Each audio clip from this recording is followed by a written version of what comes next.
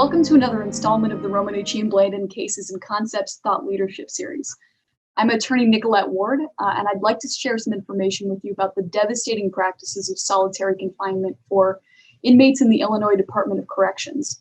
I also want to provide some information for hope and change through the Anthony Gay Isolated Confinement Restriction Act. This is a bill that's sponsored by State Representative Shawn, who we're very proud to have joining us today, and it's named in honor of my client, Anthony Gay. Anthony was released from prison in 2018 after he spent nearly 20 years in solitary confinement. The space that Anthony spent that time in was barely larger than a closet. And those were under conditions that violated his constitutional rights and exacerbated some mental health conditions that went untreated. As a result, he experienced deep psychological and physical torture. Our firm has filed a lawsuit in federal court on his behalf to bring him justice for the violations of his civil rights under the Eighth Amendment, prohibiting cruel and unusual punishment, among other violations. But we believe that doing the right thing here is about more than just financial compensation. It's about righting wrongs that are inherent in the prison system. Now, Anthony could have tried to move on with his life. He could have tried to heal from his terrible experience and never look back. But Anthony's committed himself to a different path. Anthony is dedicated to sharing his story and trying to help those who are still in solitary confinement and try to improve conditions for the future. Anthony's here with us, and I'd like to let Anthony tell his story in his own powerful words. Solitary confinement is psychologically darker than the inside of a cow. I was trapped in solitary confinement for over 2 decades. The entire time I was there, I wasn't offered adequate mental health treatment. I was so desperate to receive social stimulation and human contact that I cut my inner arm, embedded a zipper in my arm, and sutured it with a piece of sheet. I showed an officer walking by, and he looked at it and said, "Cool," and kept walking. Approximately 12 hours later, I cut my inner thigh, and blood ran out on the gallery. Subsequently, 6 officers and a lieutenant brought me out my cell and took me to the bullpen area and put me on my face while I was handcuffed behind my back. An officer pulled a key off his pants and told me this is the closest you ever get to a key, as he cut the zipper, the sheet, and fleshed out my arm. What happened to me and the way I was treated in solitary confinement was horrible and despicable, but I made it out. There's many people that still linger and suffer in solitary confinement.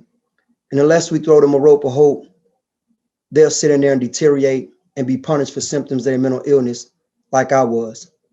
Martin Luther King Jr. once said, "To ignore evil is to be an accomplice to it." Solitary confinement is evil, and we must do something about it so we will not be accomplice to evil.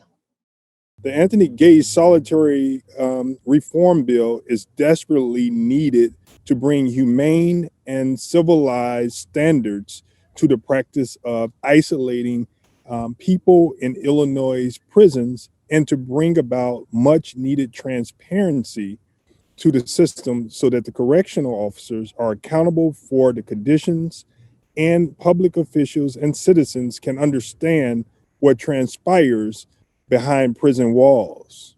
The bill is currently with the House of Representatives Judiciary Criminal Committee.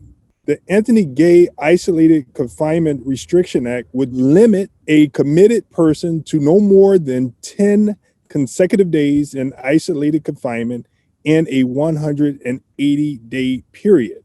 The Anthony Gay Isolated Confinement Restriction Act would also provide that when out of a cell, committed persons have access to activities such as therapy, medical appointments, meals, educational classes, job assignments, visits and exercise, and gymnasium or yard time. The Anthony Gay bill will also ensure transparency with quarterly reports by the Illinois Department of Corrections on the use of isolated confinement.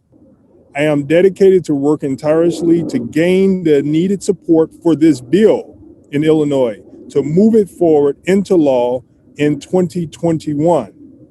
I am calling on my fellow lawmakers in Springfield and the governor of Illinois to get behind it and the public in your advocacy ways.